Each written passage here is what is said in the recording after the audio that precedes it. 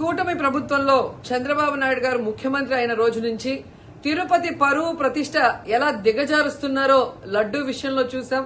మొన్న మనుషులు చనిపోయిన విషయం మనం చూసాం. ఈ రోజు డిప్యూటీ మేయర్ ఎన్నికల్లో ఏ విధంగా మేయర్ మీద గాని అలాగే వచ్చిన కార్పొరేటర్ల మీద అలాగే దళిత ఎంపీ మీద దాడులు చేయడం మనం కళ్ళారా చూస్తున్నాం. ఒకవైపు వైఎస్ఆర్సీపీ నాయకులు మాకు అవసరం లేదంటూనే చంద్రబాబు నాయుడు లోకేష్, మరోవైపు తమ నాయకులతో ఏ విధంగా కార్పొరేట్ల మీద బస్సు మీద అలాగే మేయర్ మీద ఎంపీ గారి మీద దాడి చేశారు, రాళ్లతో కొట్టారు, బూతులు తిట్టారు, కొంతమందిని కిడ్నాప్ చేసి తీసుకెళ్లడం మనం కళ్ళారా చూస్తున్నాం. ఇవన్నీ కూడా పోలీసులు చూస్తుండగానే వాళ్ళ ప్రేక్షక పాత్ర వహించినప్పుడే జరగటం అనేది ఈ రాష్ట్రంలో లా అండ్ ఆర్డర్ ఎంత ఘోరంగా ఫెయిల్యూర్ అయిందో మనకు అర్థమవుతుంది. అండ్ పవన్ కళ్యాణ్ గారు మీ ఎమ్మెల్యే, జనసేన ఎమ్మెల్యే తిరుపతిలో ఎంత దిగజారిపోయి ఈ రోజు కార్పొరేటర్ని కిడ్నాప్ చేస్తున్నారో ఒకసారి గమనించండి. నిజంగా మీరు చెప్పుకున్నట్టు చంద్రబాబు నాయుడు, లోకేష్, పవన్ కళ్యాణ్ మాకు 93% సీట్స్ వచ్చినాయి మొన్న ఎమ్మెల్యే ఎంపీ ఎలక్షన్ లో అన్నారు. మీది ఈవీఎం గెలుపు అని అందరూ కూడా అనుకున్నారు. అదే నిజం అనేది ఇక్కడ మళ్లీ ప్రూవ్ అయింది.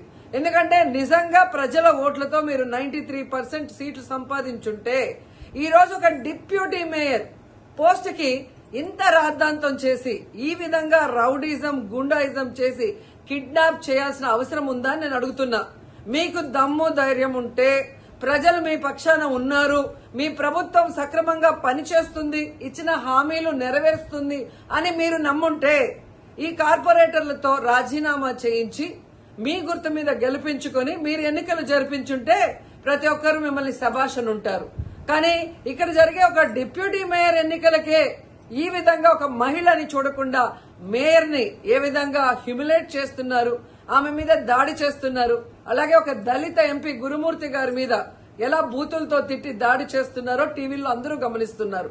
సో మీరు ఫెయిల్యూర్ అయ్యారు. ఈ 7 నెలల కాలంలో ప్రజలు మిమ్మల్ని అసహించుకుంటున్నారన్న విషయం తెలిసి ఇలా దిగజారుడు రాజకీయాలు, రౌడీ రాజకీయాలు చేయాలనుకోవటం నిజం కాదని నేను అడుగుతున్నా. ఒకవైపు ఎలక్షన్ కమిషన్ మేము రిక్వెస్ట్ చేస్తున్నాం, ఇలాంటి కూటమి ప్రభుత్వం చేసే ఈ దారుణాలకి ఫుల్ స్టాప్ పెట్టండి.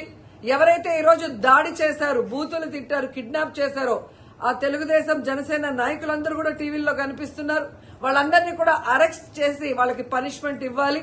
అలాగే ఎన్నికలు, డిప్యూటీ మేయర్ ఎన్నికల్ని ప్రజాస్వామ్యబద్దంగా నిర్వహించాలని ఈసీని డిమాండ్ చేస్తున్నాం.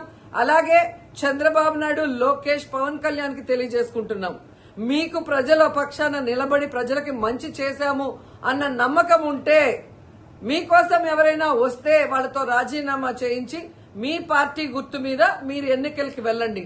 3 పార్టీలు ఉన్నాయిగా, బీజేపీ, తెలుగుదేశం, జనసేన. మరి మీకు ప్రజలు ఓట్లేస్తారన్న నమ్మకం లేదా? లేదా ప్రజాబద్దంగా గెలిచిన కార్పొరేటర్లతో మీరు రిజైన్ చేయిస్తే వాళ్ళు గెలుస్తారన్న నమ్మకం లేదా అని ప్రశ్నిస్తున్నాను.